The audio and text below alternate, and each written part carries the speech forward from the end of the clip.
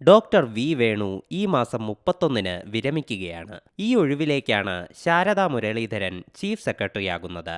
ഭർത്താവിന് പിന്നാലെ ഭാര്യയും തൊട്ടടുത്ത സമയങ്ങളിൽ ചീഫ് സെക്രട്ടറി പദവിയിലേക്ക് എത്തുന്നു എന്നുള്ള പ്രത്യേകതയും നിയമനത്തിലുണ്ട്. നിലവിൽ പ്ലാനിംഗ് അഡീഷണൽ ചീഫ് സെക്രട്ടറിയാണ് ശാരദാ മുരളീധരൻ.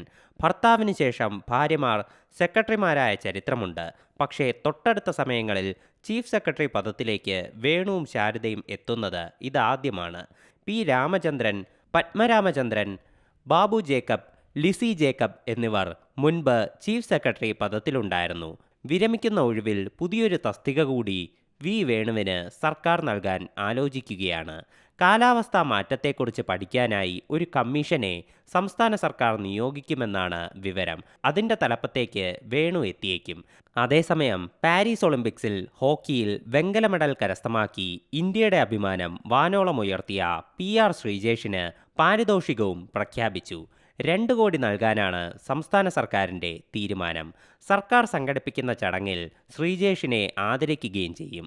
കായിക താരങ്ങളെ കൂടി പങ്കെടുപ്പിച്ചുകൊണ്ട് വലിയ ചടങ്ങാക്കി മാറ്റാനും സർക്കാർ ആലോചിക്കുന്നുണ്ട്. ഈ ഓണക്കാലത്ത് AY കാർഡ് ഉടമകൾക്ക് 13 അവശ്യ സാധനങ്ങൾ ഉൾപ്പെടുന്ന സൗജന്യ കിറ്റുകൾ സപ്ലൈകോ മുഖാന്തരം അനുവദിക്കാനും ഇന്ന് ചേർന്ന മന്ത്രിസഭായോഗം തീരുമാനിച്ചിട്ടുണ്ട്. Zee Malayalam news, Thiruvananthapuram. പുതിയ വാർത്തകളും വിശേഷങ്ങളും ഇനി വിരൽ തുമ്പിൽ. എല്ലാ ഡിജിറ്റൽ പ്ലാറ്റ്ഫോമുകളിലും ഇപ്പോൾ സീ മലയാളം ന്യൂസ് ലഭ്യം.